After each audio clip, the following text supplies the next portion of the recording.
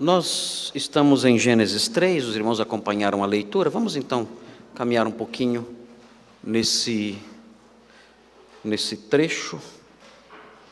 Oi? Não entendi. No final. Obrigado, Williams. No final a gente vai fazer. Obrigado por ter lembrado. A Helena também passou agora aqui perguntando. Que eles estão perguntando sobre uma música que eu vou apresentar no final com a Helena.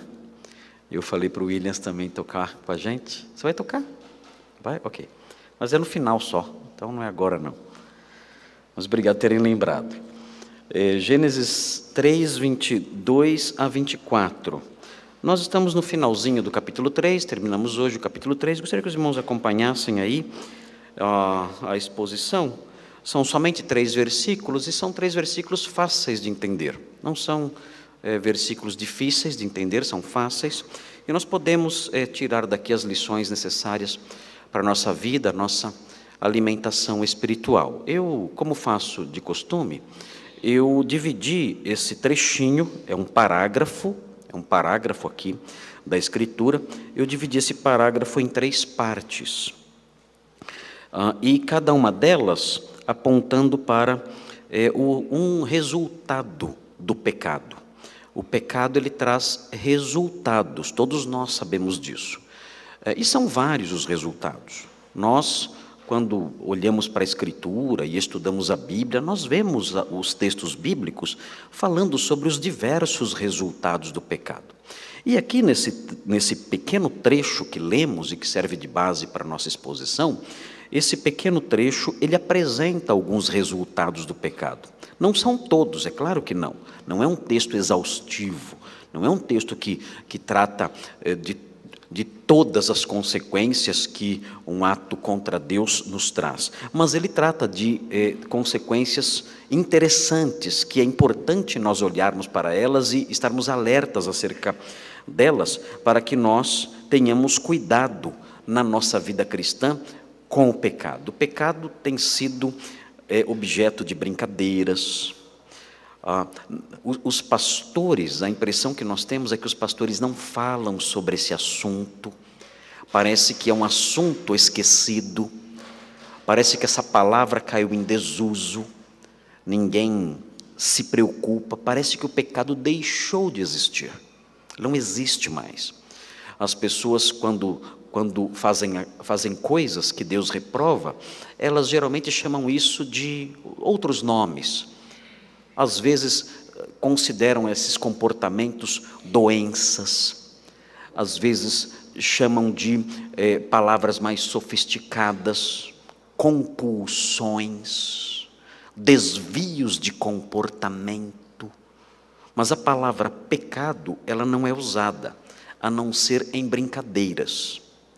Quando, na realidade, a Escritura leva esse assunto muito a sério, mostrando que o pecado é extremamente perigoso.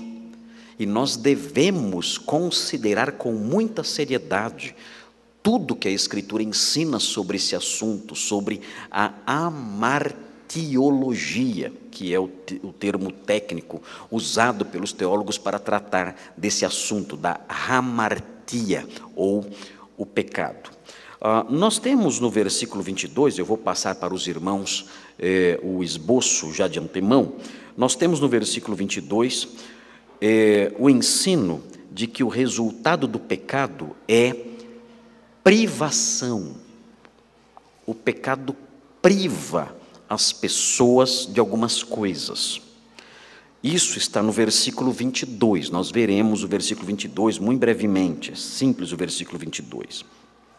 Depois, no versículo 23, nós veremos que o resultado do pecado é expulsão. O pecado gera isso, expulsão. E por último, nós veremos no versículo 24, que o resultado do pecado é obstrução. O pecado gera isso também, obstrução. Então, olhando para o texto, nós vemos esses três resultados do pecado: privação, expulsão e obstrução. Mas vamos olhar para os versículos e observar como isso acontece aqui no texto, como essas coisas, como essas consequências estão expostas aqui no texto que está diante de nós. Prestem atenção, o texto diz assim: então disse o Senhor Deus. E agora então o Senhor vai falar, e parece que o que existe aqui é um diálogo intratrinitário, é um diálogo dentro da Trindade. Deus conversa ali, é como se as pessoas da Trindade estivessem ali num conselho. E vejam o que o Senhor diz. Ele diz assim: eis que o homem se tornou como um de nós. Em que sentido isso aconteceu? Como o homem se tornou como um de nós? Diz ali Deus nesse concílio, nessa conversa, nesse diálogo intratrinitário. Como isso acontece? Ele diz, ele explica, vem a cláusula seguinte explicando o que significa isso. O homem não é essencialmente igual a Deus. O homem não tem nada de divino, ele é a imagem e semelhança de Deus, mas na sua essência o homem não é divino. A ideia de que nós temos que desenvolver a nossa divindade, nosso potencial divino, essas coisas, tudo isso aí são ideias hinduístas, são ideias de nova era, são ideias heréticas de teologias orientais, de filosofias orientais, que se insinuaram no Ocidente, começando a criar no homem a ideia de que o homem tem dentro dele uma fagulha de divindade. E isso, muitas religiões atuais creem nisso, que o homem dentro dele, ele tem uma fagulha de divindade, ele tem que desenvolver essa divindade que está dentro dele. Então dizem, olha, você só usa 10% do seu cérebro. Eu não sei como é que mede isso, não sei como é que tem um cerebrômetro, né, para você medir quanto por cento você usa do seu cérebro, mas dizem isso. De onde tiram isso? De onde vêm essas análises? De onde vêm essas aferições? Mas dizem isso: se você usasse 20% do seu cérebro, você moveria as coisas só de olhar para elas. Embutido nesse discurso, que até alguns crentes até falam às vezes, né? Embutido nisso está a ideia de que nós somos divinos, nós somos deuses, nós temos poderes muito grandes, e nós só não usamos esses poderes porque nós não sabemos usá-los, mas eles estão em nós. Nós somos como que supermans, mas não conhecemos o poder que nós temos. Temos um grande poder, somos divinos, somos deuses, mas ainda não aprendemos a desenvolver isso. É o que dizem. As pessoas dizem, olha, você tem um grande potencial dentro de você. Você tem que desenvolver esse enorme potencial. Não fala-se muito disso, de potencial. E com isso o homem é visto como, de forma muito otimista. E ele precisa apenas desenvolver isso. E como desenvolver isso? As religiões orientais ensinam, através da meditação, através do exercício mental. Então você aprende a desenvolver isso. Você pode olhar para um garfo e entortar o garfo, se você usar a sua mente. Eu não sei, se eu tivesse poder na mente, eu ia ficar entortando o garfo. Tinha mais o que fazer com a minha mente poderosa. Mas dizem que você pode entortar um garfo com a sua mente. Eu uso a mão, é muito mais fácil, eu entorto rapidinho, né? Mas dizem essas coisas, que você tem esse poder para fazer isso. Quando o texto fala que o homem se tornou como um de nós, o texto diz isso, falando dessa igualdade que o homem adquiriu com a divindade. O texto, na sequência, o texto explica o que aconteceu. O texto mostra o que significa essa expressão. O texto diz que o homem se tornou conhecedor do bem e do mal. E então, mais uma vez, para aqueles que não estiveram nos outros sermões, ou esqueceram os sermões anteriores, nós já nos deparamos com isso na narrativa de Gênesis.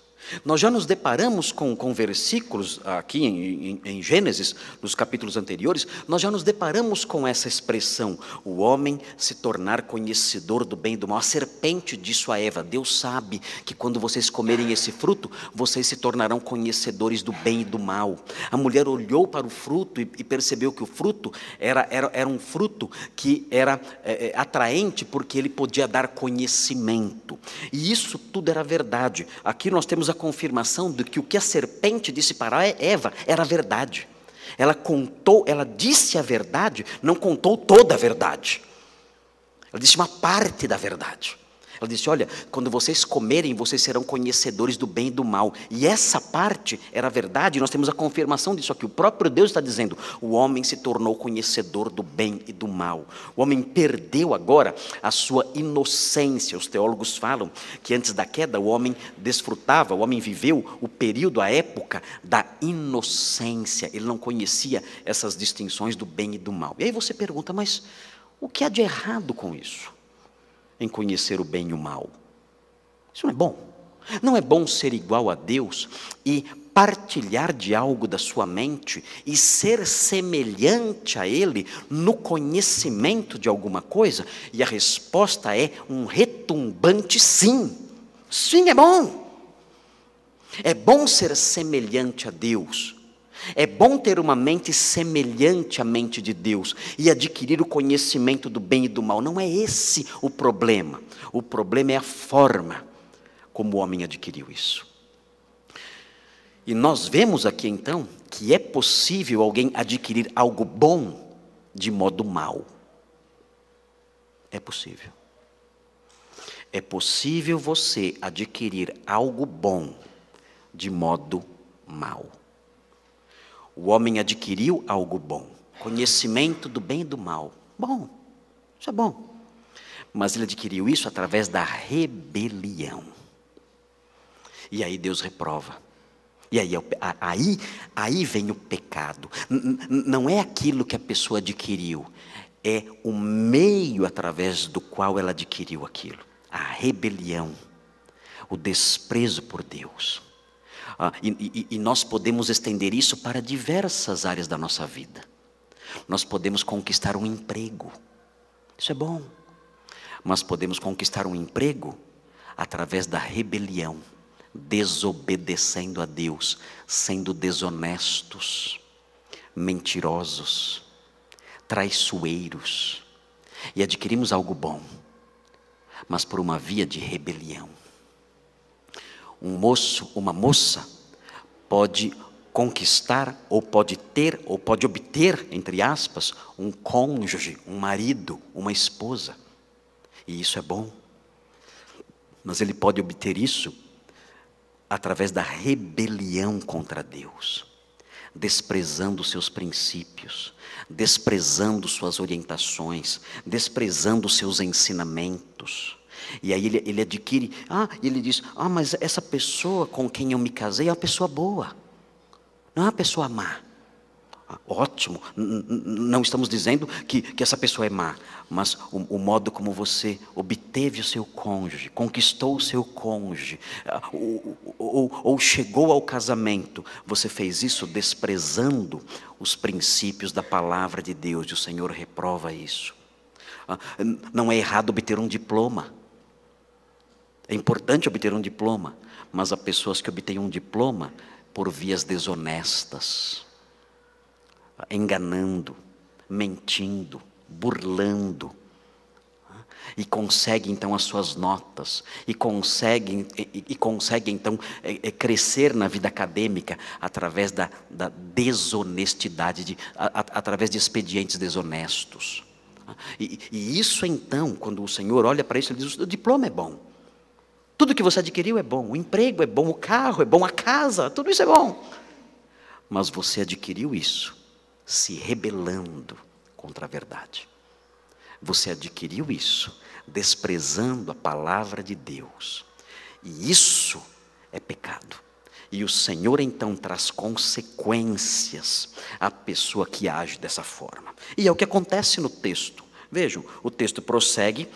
E o texto diz então, assim, ou Consequentemente, diz aqui o Senhor falando, ele diz, assim que não estenda a mão, e tome também, assim como ele estendeu a mão, e tomou o fruto da ciência do bem e do mal, que não estenda a mão, e tome também da árvore da vida, e coma, e viva eternamente. O que o Senhor faz aqui? Aqui é que entra o que nós falamos, o resultado do pecado como a privação.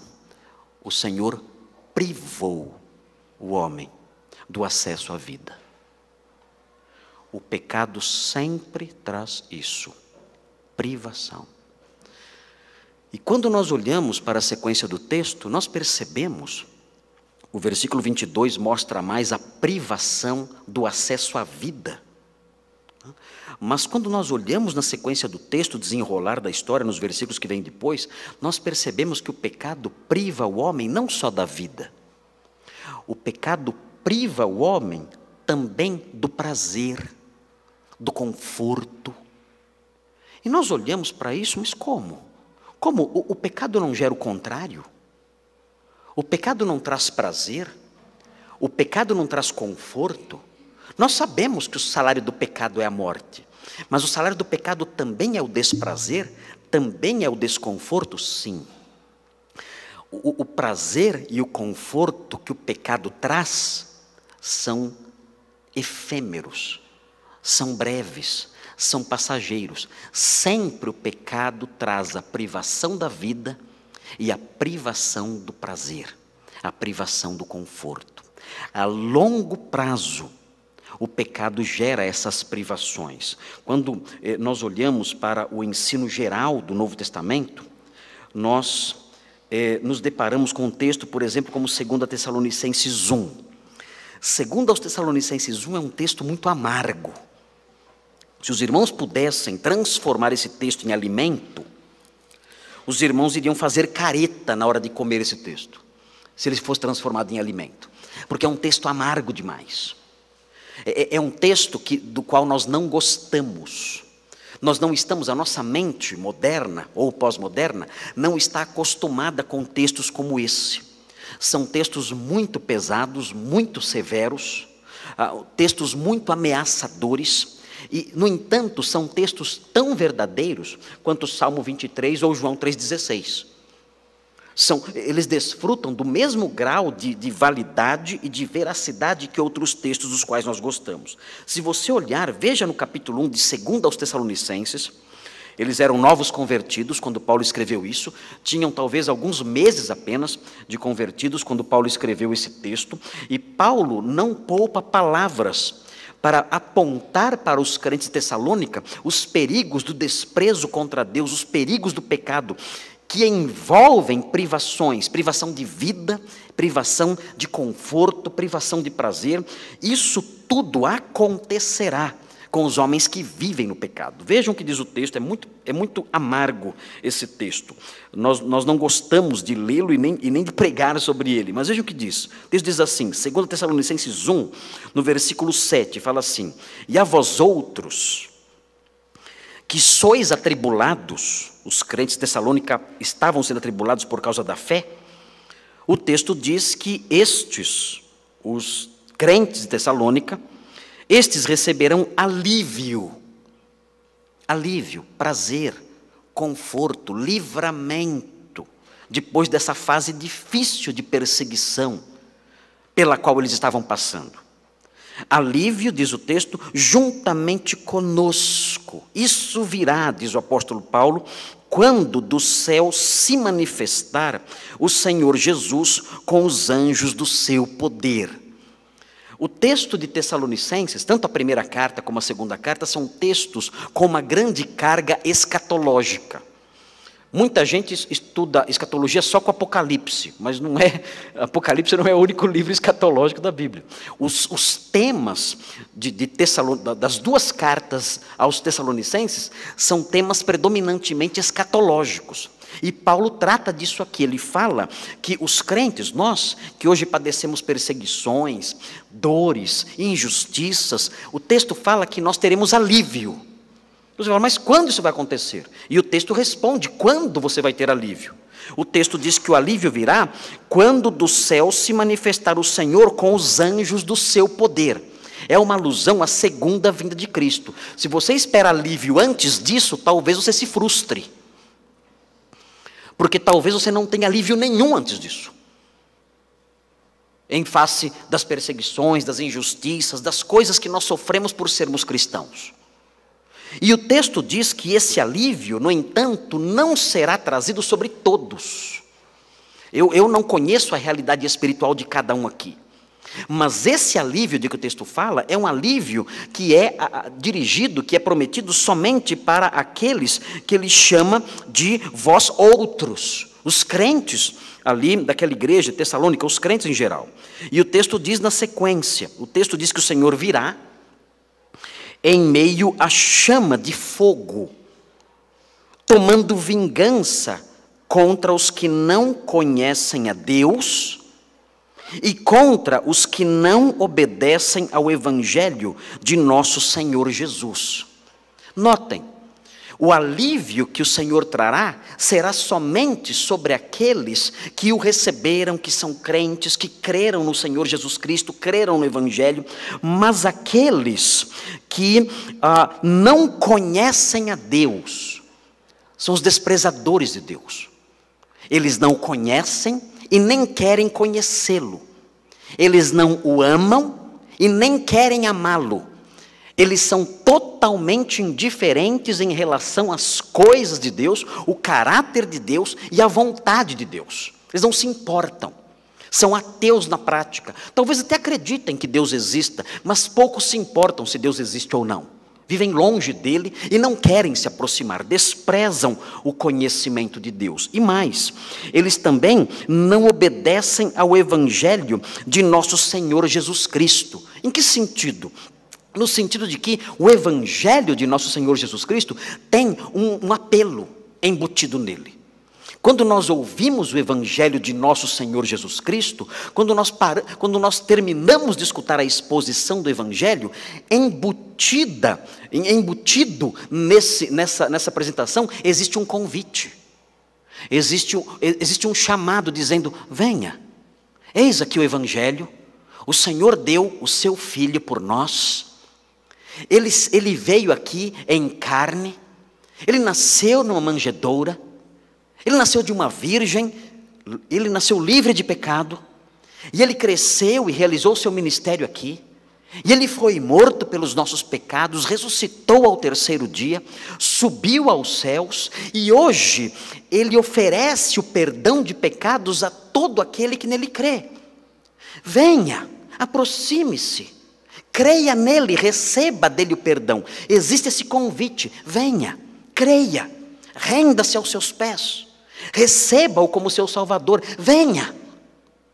Mas quando esses homens ouvem esse chamado, quando esses homens ouvem esse apelo, esse convite, eles não obedecem. O Evangelho tem esse chamado, tem esse convite, mas esses homens não obedecem. Eles não vão. Eles dizem, não, eu não vou.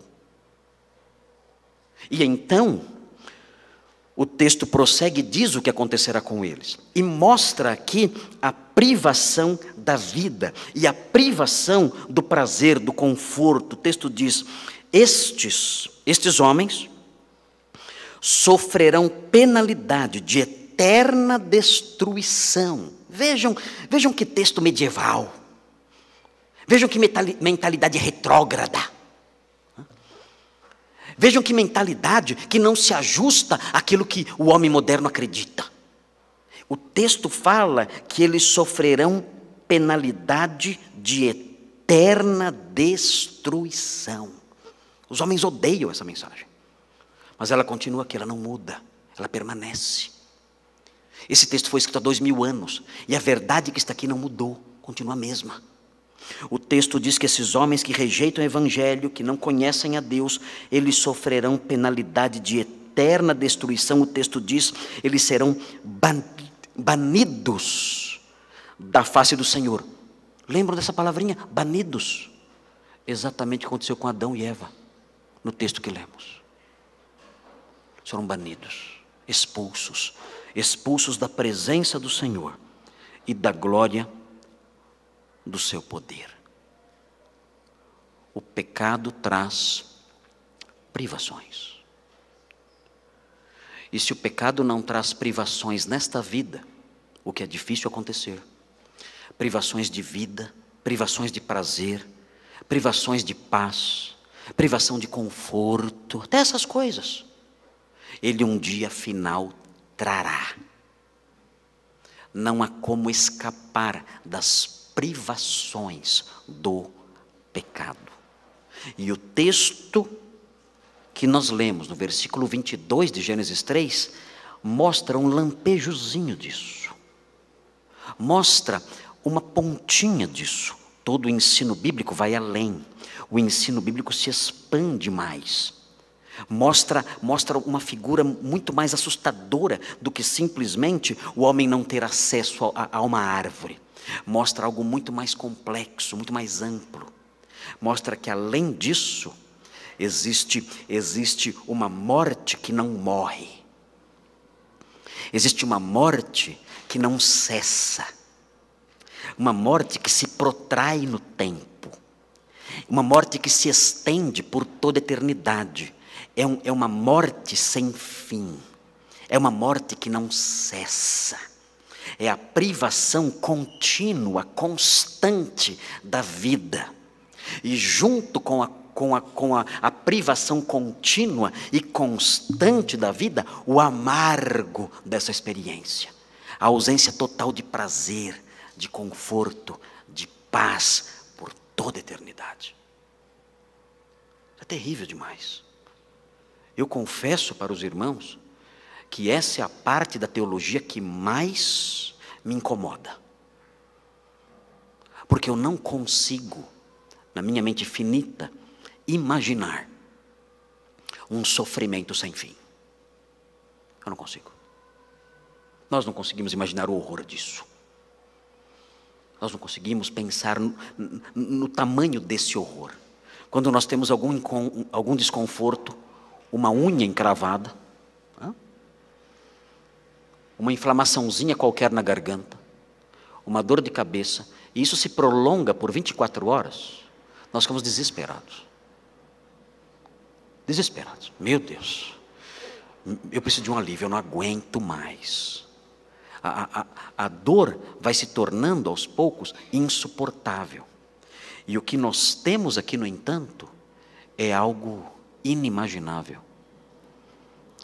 É o desconforto, é a dor, é a destruição, é a morte contínua, sem fim, para sempre. É a privação total de todo prazer, total, completa e perene de todo prazer. Não há como imaginar isso. O homem foi expulso, diz o texto, não tem acesso à vida, não tem acesso à árvore da vida, é privado disso. Mas essas privações são muito mais complexas do que o próprio texto de Gênesis 22 nos mostra. A revelação progressiva vai mostrando o que significa isso. Vai mostrando os desdobramentos disso. E nós ficamos horrorizados. Se as portas, se as janelas da eternidade pudessem se abrir por um momento, e nós contemplássemos a perdição eterna por 30 segundos, nós não suportaríamos olhar a dor e o sofrimento disso. Por isso, meus queridos, é muito importante que vocês que estão aqui nesta noite, aqueles que estão ouvindo essa mensagem através da transmissão ao vivo, aqueles que ouvirão depois através das gravações, é muito importante que vocês avaliem a sua condição espiritual. Nós não podemos brincar com a salvação. Não podemos brincar com isso. Nós podemos perder tudo. Todas as desgraças do mundo podem sobrevir a nós. Mas o que não pode acontecer em hipótese alguma é nós fecharmos os olhos nesta vida e abrirmos os olhos na eternidade e estarmos separados de Cristo. Porque se isso acontecer, não haverá remédio. Não haverá remédio. Por isso temos que olhar para a nossa vida. O apóstolo Paulo diz: examinai-vos e vede se estáis na fé. Examinai-vos e vede se estáis na fé. Não brinquem com essa pergunta. Avaliem-se a si mesmos. Olhem para si. Vocês estão reprovados ou já foram aprovados? Já atenderam ao chamado do Evangelho ou apenas vão à igreja de vez em quando? Porque gostam dos hinos, ou gostam do ambiente, ou gostam de ouvir o sermão. Qual é a sua condição espiritual? Você já tem o perdão dos pecados? Você já está livre dessas privações que o pecado traz? É importante olharem para isso, avaliarem suas vidas e descansarem na fé que há em Jesus Cristo, na salvação que há em Jesus Cristo, porque a maior desgraça que pode acontecer a alguém é partir para a eternidade, sem ter o Senhor, sem ter a salvação que Ele dá. De que adianta o homem ganhar o mundo inteiro, disse o Senhor, como termina o versículo, e perder a sua alma. Mas o texto prossegue. Nós vemos o Senhor fundamentando o seu castigo. Ele mostra que o homem foi castigado porque ele se tornou de forma rebelde, conhecedor do bem e do mal. O Senhor sempre fundamenta o seu castigo. Seu castigo nunca é sem uma base, Ele sempre dá uma base para o seu castigo. E aí nós chegamos no versículo 23. E quando chegamos no versículo 23, nós nos deparamos com o segundo resultado do pecado. E o segundo resultado do pecado é a expulsão. Veja o que diz o texto.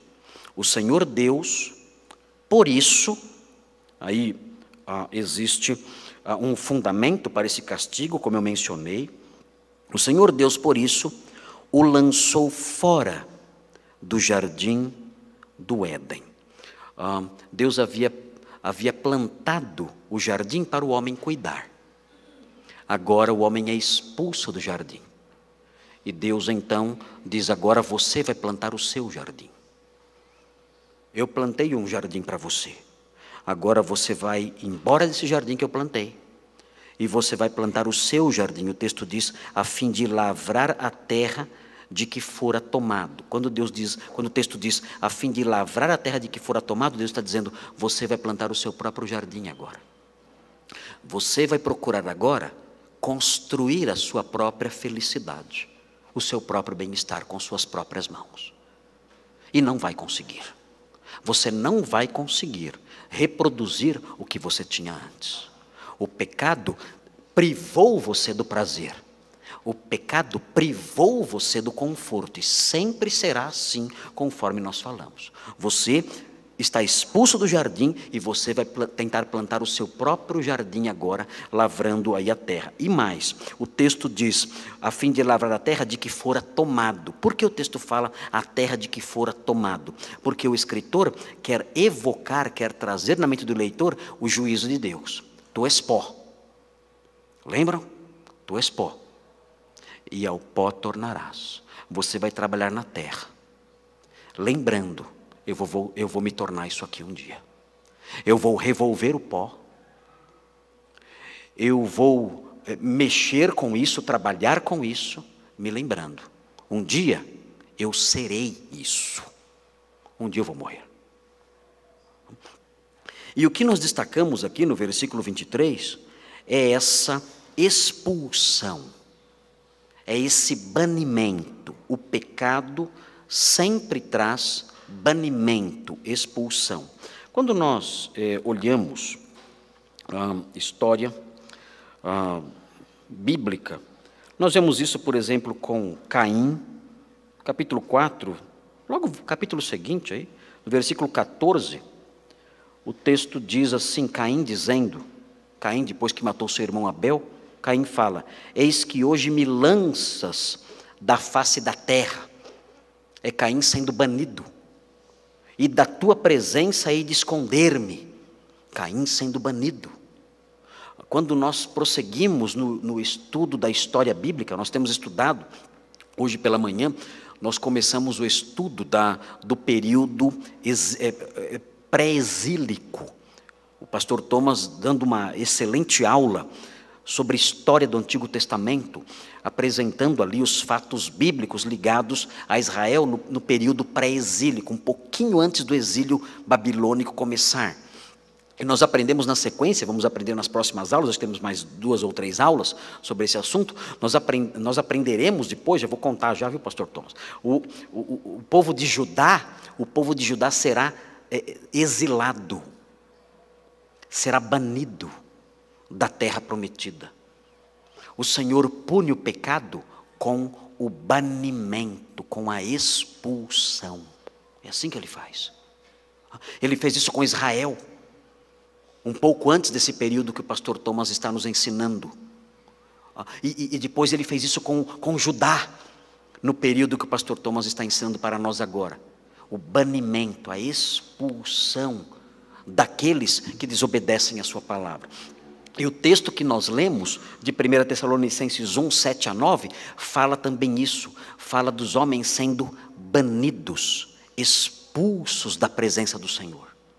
E é curioso notar que quando nós chegamos no Novo Testamento, e nós aprendemos como a igreja deve tratar os pecadores rebeldes, nós aprendemos, isso assusta as igrejas atuais, porque as igrejas atuais são, na realidade, muitas delas, são grupinhos de amigos, associações de amigos, né, que se reúnem para se divertir.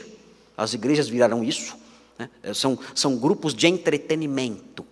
Eles vão lá para ver pessoas dançando, né, para ver apresentações bonitas, para ouvir piadinhas, né, para participar de retiros e passeios. Não é errado de rir, não é errado encontrar os irmãos e ter um tempo de congraçamento, não é errado fazer retiros, mas as igrejas se tornaram só isso, se tornaram apenas isso, só. São empresas que realizam eventos de descontração. E as pessoas vão nas igrejas procurando isso, e ficam nas igrejas que oferecem isso. Não ficam nas igrejas que oferecem a palavra de Deus, preferem as diversões. Mas quando nós colocamos para essas igrejas, ou para os crentes, os evangélicos em geral, o ensino bíblico acerca de como a igreja trata o pecado obstinado, eles assustam. Por quê? Porque, à luz da Bíblia, o pecado obstinado na igreja, assim como aconteceu no Éden, assim como aconteceu com Caim, assim como aconteceu com Israel, assim como aconteceu com Judá, o pecado na igreja é tratado também com banimento. É incrível isso, mas é isso. É assustador isso, mas é isso. Deus ordena que o homem que vive no pecado na igreja seja banido, seja expulso. E alguns dizem, isso é falta de amor, então reclama com Deus. Então fala, Senhor, você não tem amor, reclama com Ele, porque é assim que Ele faz. E é assim que Ele quer que seja. O pecado traz isso, expulsão, banimento. A pessoa expulsa da presença de Deus e da presença do seu povo santo. É expulsa do contexto de santidade, é expulsa da assembleia dos santos, ela é expulsa disso. E haverá o dia, dizem os textos escatológicos, que eles serão banidos para sempre da presença do Senhor. O Salmo 1 diz que os pecadores não prevalecerão na congregação dos justos, eles serão banidos. E é muito importante nós, que somos crentes, desenvolvermos, é muito importante nós desenvolvermos essa concepção de que o pecado gera banimento, de que o pecado gera expulsão. Nós não podemos, é um erro que permeia a mente do povo evangélico, um erro que entende o pecado apenas como uma fraqueza. O pecado é uma fraqueza, mas o pecado não é só uma fraqueza. Quando nós olhamos o pecado só como fraqueza, a nossa tendência é dar tapinhas nas costas da pessoa. O pecado é uma fraqueza, e muitas vezes temos que dar tapinhas nas costas das pessoas, porque elas tropeçaram, pecaram, estão tristes, arrependidas, destruídas emocionalmente. Eu vejo isso no meu gabinete pastoral, eu vejo isso com muita constância.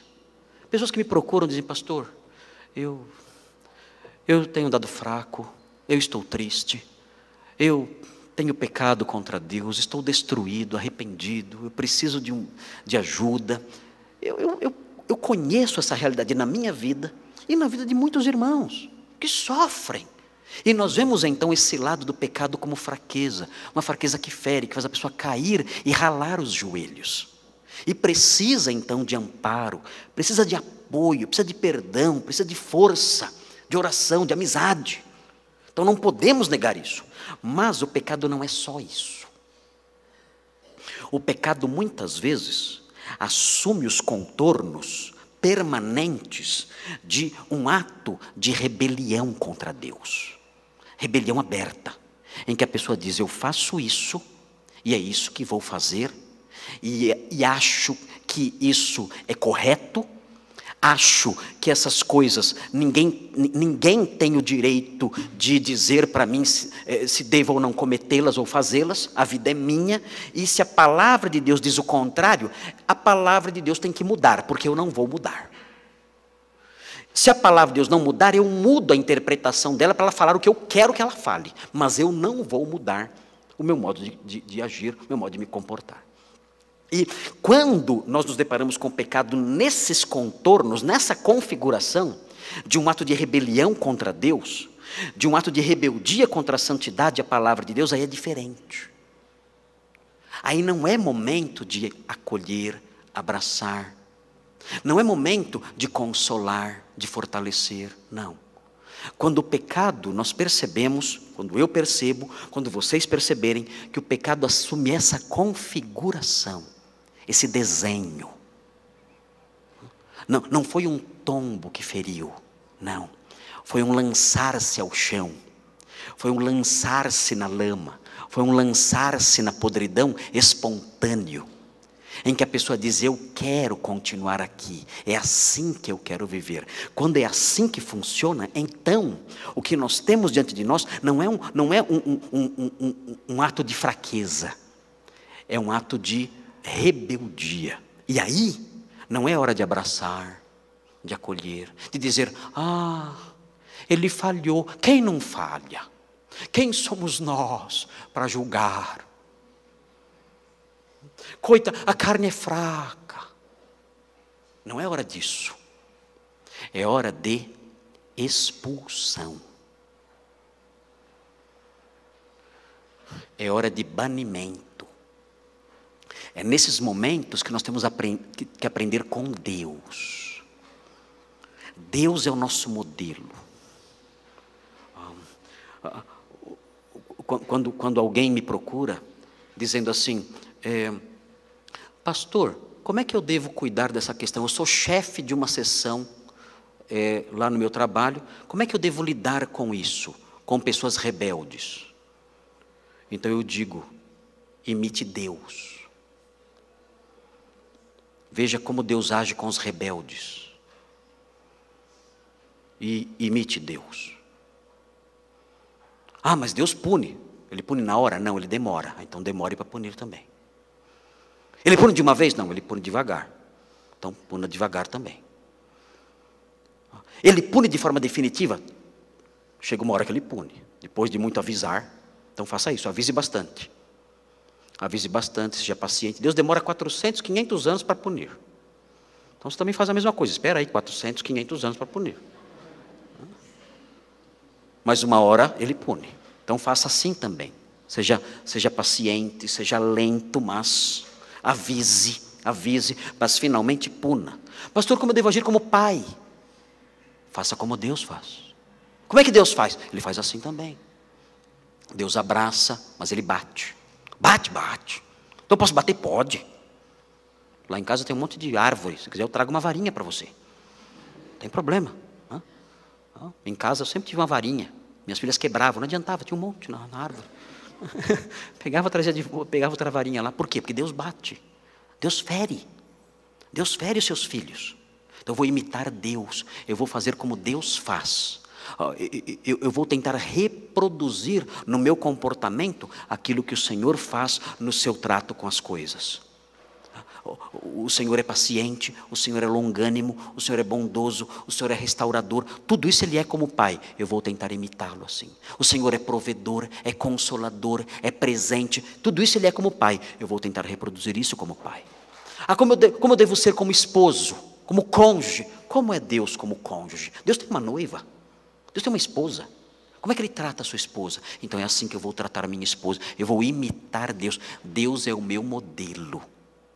E o trabalho, como é que eu devo ser no trabalho? Deus trabalha, como é que Ele trabalha?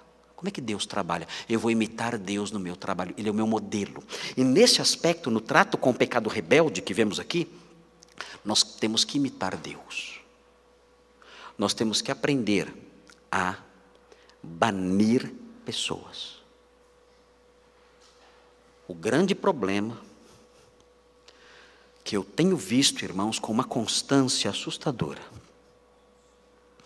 são desgraças terríveis em famílias, em casamentos, em lares, em igrejas, porque os crentes não aprenderam a banir pessoas. Você tem que aprender a banir pessoas. Como? Se você conhece pessoas que vivem no pecado de forma rebelde, expulse essa pessoa da sua vida. Expulse da sua vida. Se afaste dela. Não a acolha, tendo-a como seu melhor amigo, sua melhor amiga. Não faça isso. Afaste-se dela. É perigoso deixar que pessoas assim tenham acessos demais à nossa vida. Elas nos corrompem. Elas transmitem uma mentalidade flácida, solta em relação ao pecado e começam a nos influenciar.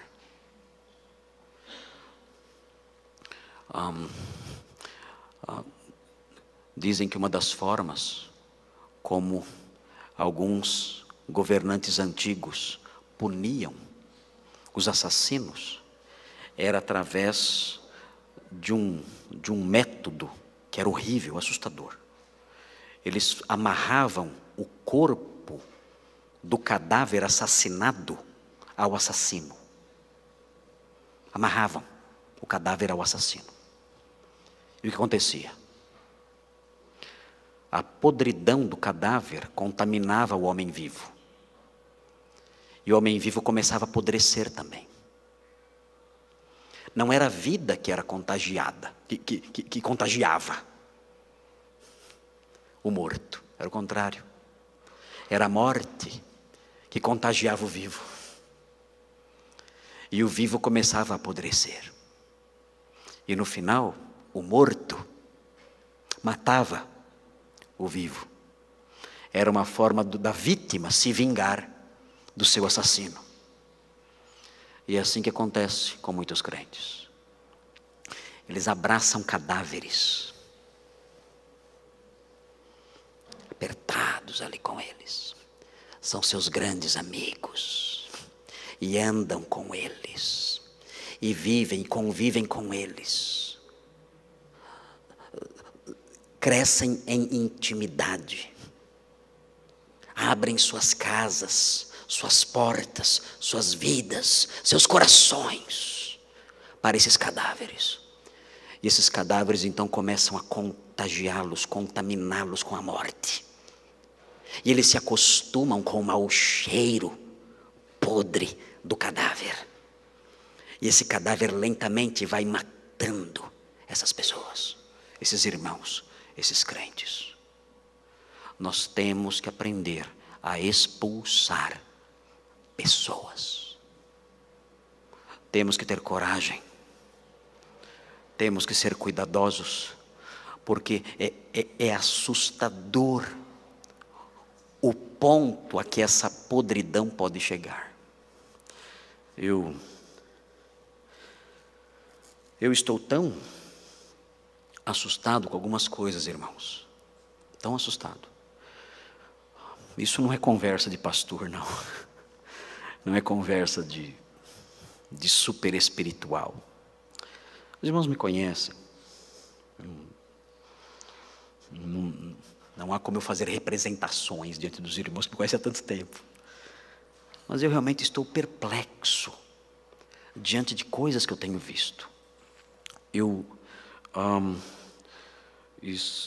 compartilhei com os irmãos do nosso curso cadete. Tivemos uma aula ontem sobre eclesiologia no nosso curso. Tivemos aqui os alunos do cadete participando. E eu não sei por que eu compartilhei essa preocupação com os irmãos desse curso. Não me lembro o motivo de eu ter compartilhado isso, que eu quero compartilhar com os irmãos. Mas o que eu tenho visto, tenho notado com muita frequência nos dias atuais, é uma mundanização de senhoras. Não estou falando de moças, não estou falando de moços, estou falando do grupo mais improvável, senhoras crentes. Será que existe uma figura que evoca mais noção de decência e honra em nossa mente do que uma senhora crente? Eu não consigo imaginar uma figura que evoque mais fortemente noções de honra, de dignidade, de sensibilidade, de equilíbrio, de decência, do que uma senhora crente. Às vezes eu vejo moças que não evocam tanto essa figura, moças crentes até. Vejo moças com roupas estranhas, chamativas. Aqui na nossa igreja é raro isso acontecer. E também nós não temos regrinhas de vestimenta, isso é legalismo. Mas nós contamos, evidentemente, com o bom senso de qualquer moça, de qualquer mulher. A mulher naturalmente tem bom senso e ela sabe o que é uma roupa chamativa e o que não é. Nós não temos que colocar regrinhas. Olha, 2 dedos abaixo do joelho. Não tem motivo para isso. Qualquer mulher, e mais ainda uma mulher crente, independentemente da sua idade, vai ter noções básicas acerca disso. Ninguém precisará orientá-las nesse aspecto. Então, o que acontece é que às vezes algumas moças não têm muito essa noção, acontece de não ter, e não evocam tanto essa ideia de honorabilidade, honradez. Mas uma senhora de 45, 50 anos, evoca essa ideia. A irmã, a senhora, como dizia antigamente, né? A senhora, aquela que é membro da Sociedade Feminina Missionária. Irmãos, quando eu penso nessas pessoas, o que me vem à mente, o que deve vir à mente dos irmãos todos, é essa figura honrosa, decente, com uma postura bonita, uma linguagem bonita, um modo de falar bonito, marcado por decência, por recato. Mas o que tem acontecido atualmente é de chorar. Eu tenho visto senhoras, não aqui na igreja, por favor, aqui não, tenho visto por aí, senhoras crentes, tirando selfie, cabelo,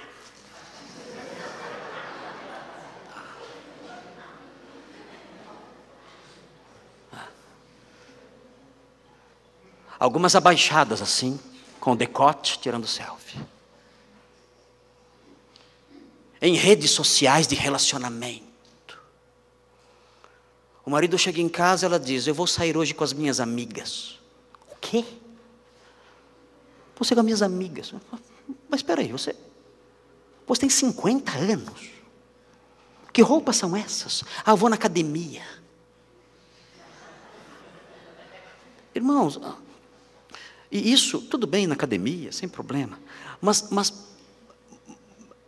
parece que o que tem acontecido é que mulheres maduras, crentes, têm abraçado um modelo, que é o modelo da malhação, que é o modelo da novela, que é o modelo do mundo. E essas mulheres vão se deixando levar por essa mentalidade mundana, e aos pouquinhos elas vão se comportando como adolescentes, e vão deixando de lado a decência, o bom senso, o senso de ridículo, a responsabilidade de mãe, de esposa, e vão se afastando mais e mais, até o ponto, eu tenho visto chegar até esse ponto, de chegar para o marido e dizer o seguinte: olha, estou indo embora de casa, eu quero curtir a minha vida, eu sou nova ainda, e eu quero conhecer a vida, quero conhecer outras pessoas, e até logo, tchau para vocês. Irmãos, esse tipo de coisa está acontecendo constantemente com mulheres crentes. Não é uma experiência nem duas, são várias. Mulheres crentes. O que está acontecendo? Era o grupo menos provável. O grupo mais marcado aí por esse senso de decência, de honradez. O que está acontecendo com essas mulheres? Eu vou dizer o que está acontecendo. Sabe o que está acontecendo? A aproximação do cadáver. Amigas, pessoas próximas demais, não aprenderam a banir pessoas, expulsar pessoas da vida, e ouvem conselhos, ouvem ideias, ouvem valores, e aquilo vai entrando em suas mentes aos poucos.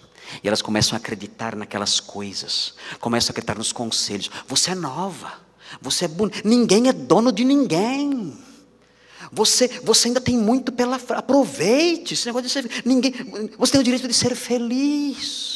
E essas amigas vão enchendo a cabeça da pessoa. Os programas de televisão, as coisas todas, o mundo ao redor falando. E essas pessoas não conseguem banir essa gente da sua vida. E aos poucos, então, a morte que elas têm começa a contagiar essas mulheres. E isso acontece com as mulheres, senhoras, crentes. Imaginem o perigo que todos nós corremos. Se acontece com o grupo menos provável, imagine o que pode acontecer com todos nós. Então nós temos que aprender isso. Temos que aprender a banir pessoas como Deus faz com o pecado. Detectando o mal, detectando a rebeldia, detectando o desprezo pelas coisas de Deus, afaste-se dessa pessoa. Fuja dessa pessoa. O apóstolo Paulo, quando fala sobre os falsos mestres, ele diz em 2 Timóteo 3, de 1 a 5, foge dessas pessoas, que têm aparência de piedade, mas são pessoas corrompidas, sujas. O texto diz, foge. Como é que eu fujo de algo? Eu não olho para trás. Eu corro dessa gente. O texto diz isso, foge dessas pessoas. O texto diz para romper, a Bíblia diz em 1 Coríntios 5, 9 a 13, para romper a comunhão com pessoas que estavam na igreja e começaram a viver no pecado e foram disciplinadas. O texto diz, afaste-se dessa gente. Não conviva próximo dessa gente. Fique longe dessa gente, porque elas podem corromper você. Em Tito, no capítulo 3, o apóstolo Paulo chega a dizer que se você admoestar uma pessoa 2 vezes e ela não te ouvir, se afaste dela. É severo. Você admoestou uma pessoa 2 vezes, ela não te ouviu, afaste-se. Porque essa pessoa pode corromper a sua vida. E nós temos que aprender esse resultado do pecado. O resultado do pecado é a expulsão. E temos que aprender com Deus. Aprenda a expulsar pessoas da sua vida. Faça agora uma varredura na sua mente. E veja quais são as pessoas perigosas que há no seu convívio. Pode ser qualquer pessoa. Um parente, um amigo, namorado, namorada. Seja quem for. Representa um perigo para você. Há pessoas que não dá para você evitar. Pai, mãe, marido, mulher, não tem jeito. né? Esposa não tem jeito. Mas há outras pessoas, amigos, colegas, você percebeu que essa pessoa vive na sujidade, vive na imundícia, está muito próximo de você, afaste-se, porque isso pode corromper você. E finalmente, irmãos, em Gênesis 3, nós aprendemos que o último resultado do pecado é a obstrução. Em que sentido é a obstrução? O texto diz: e expulso o homem, colocou querubins ao oriente do jardim. Por que ao oriente do jardim? Parece que o homem foi para o oriente. E então Deus colocou ali querubins do lado oriental do jardim para que o homem não tivesse acesso ao jardim por ali. Parece que o homem foi naquela direção, pelo menos é o que mostra o texto de Gênesis, no capítulo 4, versículo 16, também Gênesis 11, 2, mostram que parece que a humanidade passou a se proliferar e a ocupar o lado oriental do Jardim do Éden. Então o Senhor colocou querubins ali. Os querubins, eles estão associados com a presença de Deus. É interessante observar que, segundo alguns comentaristas, o Jardim do Éden era uma espécie, parece que ele recordava em alguns aspectos, pelo menos do ponto de vista literário, há comentaristas que dizem que o Jardim do Éden, em alguns aspectos, evocava a ideia do tabernáculo, da presença de Deus. E nós vemos no tabernáculo a presença de querubins. Quando nós lemos, por exemplo, Êxodo 25, 18 a 22, nós aprendemos nesse texto que no tabernáculo havia a arca, e sobre a arca havia o propiciatório. E o propiciatório era uma tampa, a tampa da arca, e sobre essa tampa, ali junto à tampa, havia 2 querubins, com as asas estendidas sobre a arca. Então, os querubins representavam a presença do Senhor. E, inclusive, as cortinas do tabernáculo eram repletas de querubins. Aqui nós temos a menção de querubins guardando a presença do Senhor também. O homem foi expulso da presença do Senhor e mais, ele não teria mais acesso à presença do Senhor. É por isso que o resultado do pecado é obstrução. O caminho de volta ao Senhor está obstruído. Não há como voltar para Ele. O texto fala de uma espada que foi colocada e que se revolvia, impedindo que a árvore da vida fosse acessada. O caminho para a vida foi obstruído. Não há como se chegar mais a Deus. O que nós aprendemos nesse texto é que o homem está separado de Deus e não há como se aproximar dele. Na sequência da narrativa, da história da redenção, como os teólogos chamam, a história da salvação, a história da redenção, nós aprendemos que Deus proveu uma forma de acesso. Deus proveu uma forma de acesso a Ele através do culto levítico. Mas essa forma de acesso a Deus pelo culto levítico era uma forma simbólica e insuficiente.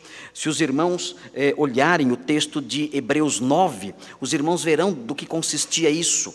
Os levitas, ali sob orientação e revelação de Deus, eles realizavam sacrifícios para que pudessem entrar na presença de Deus, no tabernáculo, no Santo dos Santos. Vejam Hebreus 9, de 6 a 8. O caminho para Deus, obstruído, impedido, obstaculado pelo pecado, nós aprendemos que, na Bíblia, que Deus proveu um meio do homem se chegar a Ele. E isso por meio do culto levítico. Em Hebreus 9, 6 a 8, nós aprendemos, o texto fala sobre o tabernáculo, e no versículo 6 diz: ora, depois de tudo isto assim preparado, continuamente entram no primeiro tabernáculo os sacerdotes, para realizar os serviços sagrados. Mas no segundo, o sumo sacerdote, ele sozinho, uma vez por ano, não sem sangue, que oferece por si e pelos pecados de ignorância do povo, querendo com isto dar a entender o Espírito Santo, que ainda o caminho do santo lugar não se manifestou, enquanto o primeiro tabernáculo continua erguido. O culto levítico mostrava que era possível ter acesso a Deus através dos sacrifícios sangrentos, que eram simbólicos e que também eram insuficientes. E com o passar da revelação bíblica, com a manifestação de Deus na história da salvação, nós aprendemos que Deus enviou o seu Filho. E quando Deus enviou o seu Filho, nós aprendemos no livro de Hebreus que Ele abriu o caminho novamente. O caminho estava fechado desde o Éden. O Senhor havia impedido o caminho para a árvore da vida desde o Éden. Através do culto levítico, através do sacerdócio arônico, o homem podia se aproximar de Deus, mas com limitações e até mesmo de forma simbólica, por meio de sacrifícios sangrentos. E tudo isso era insuficiente. Todo ano isso tinha que se repetir para que, de alguma forma, esse acesso fosse como que por uma sombra aberto, ou de modo simbólico aberto, algum contato, alguma comunhão. Mas quando nós lemos a sequência do livro de Hebreus, nós aprendemos que o Senhor enviou o seu Filho. E através do seu Filho o caminho foi aberto definitivamente.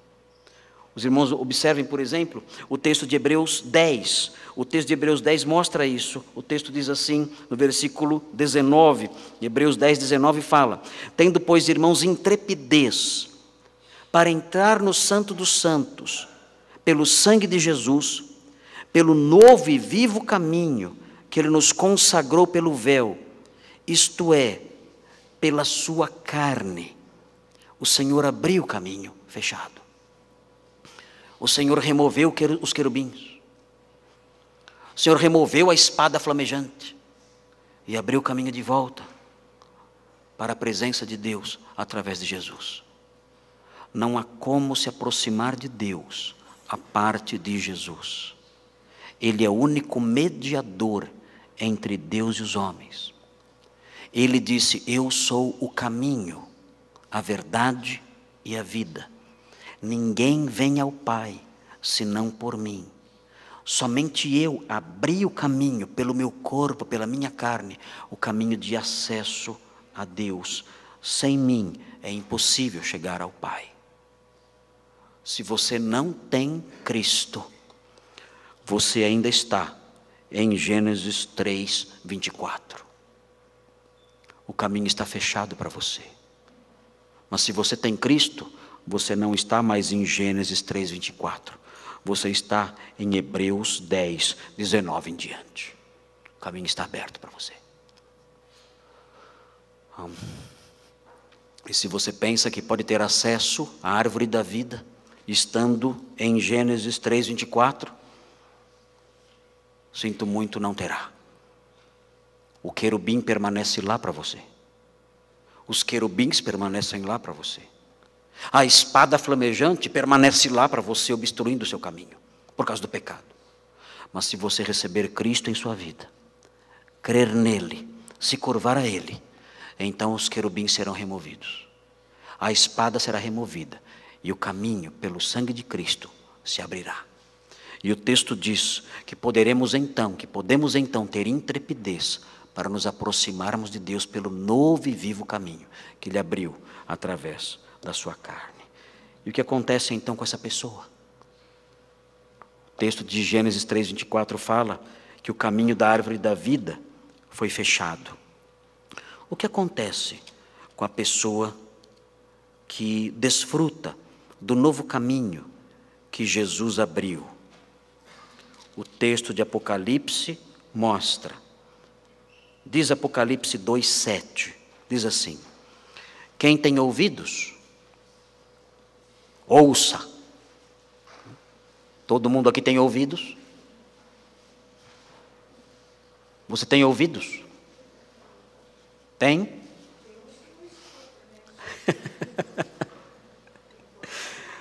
Então, quem tem ouvidos, ouça. Se você tem ouvidos, escute. Não despreze esse dom da audição que Deus te deu. Não despreze. Deixe de ouvir outras vozes. Deixe de escutar mentiras. Ouça o que o Espírito Santo diz.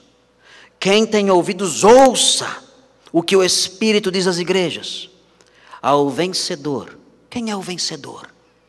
É aquele que creu no Senhor, que perseverou na sua fé, diz o texto. Ao vencedor dar-lhe-ei que se alimente da árvore da vida. Mas o caminho não foi fechado? O caminho foi fechado, sim. Mas aquele que crê em Jesus Cristo, para estes, o Senhor remove os querubins, remove a espada e abre o caminho pelo seu sangue. E essa pessoa terá acesso à árvore da vida. Quando nós continuamos olhando para o texto de Apocalipse, parece que Apocalipse quer voltar para Gênesis. É curioso, Apocalipse evoca Gênesis. O último livro da Bíblia evoca o primeiro. Quer trazer de volta à nossa memória o primeiro livro. É como se fosse um ciclo que se fecha. E nós chegamos então no último capítulo, capítulo 22. E quando chegamos no capítulo 22, o texto diz assim no versículo 2. Versículo 1.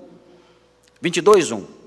Então me mostrou o rio da água da vida, brilhante como cristal, que sai do trono de Deus e do Cordeiro, no meio da sua praça, na Nova Jerusalém, na Jerusalém celeste, diz o texto, no meio da sua praça, de uma a outra margem do rio, está a árvore da vida.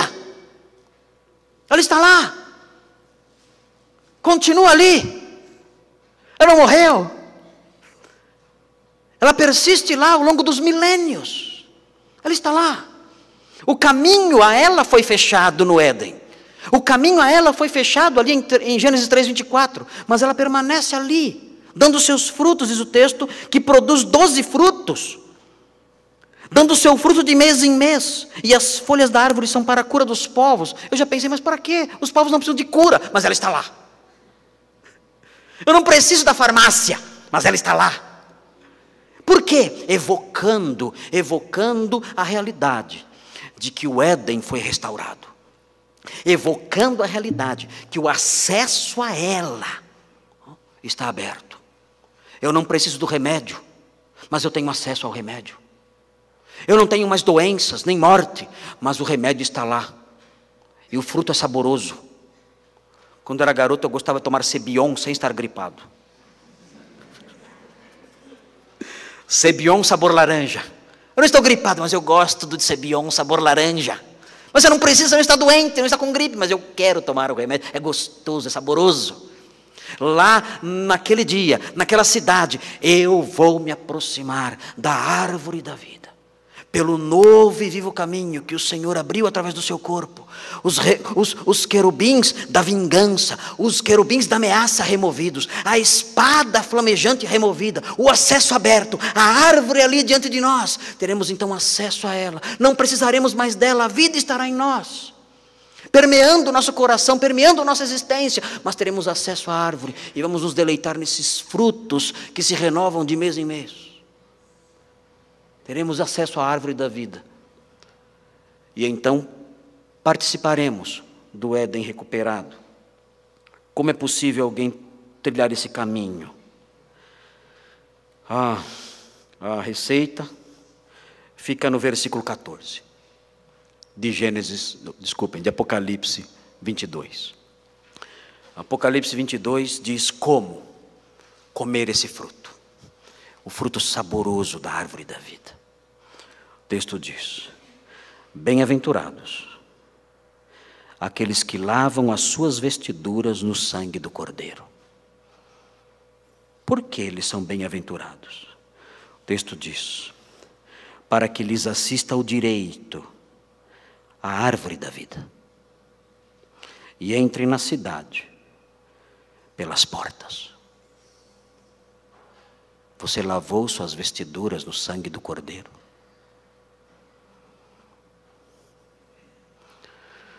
Você lavou as suas vestes no sangue do Cordeiro? As vestes aqui simbolizam o todo do homem. Você foi lavado, purificado e perdoado pela fé no sacrifício do Cordeiro. Se você creu em Cristo, no seu sacrifício remidor, o seu sangue lavou você, lavou as suas vestes, lavou a sua vida, lavou a sua alma, lavou o seu coração, removeu os seus pecados. Então você tem direito a árvore da vida e entrará na cidade pelas portas. Mas isso não é dado a qualquer um. Isso é dado apenas a quem lavou as suas vestes no sangue do Cordeiro. O Éden está aberto para você ou não? O acesso à árvore da vida já se abriu para você ou não? Ou permanece fechado? Hoje, pela fé, lave as suas vestes no sangue do Cordeiro. Diga ao Senhor: Senhor, minhas vestes estão sujas pela culpa e pelo pecado. Minhas vestes estão sujas pela incredulidade, pela rebelião.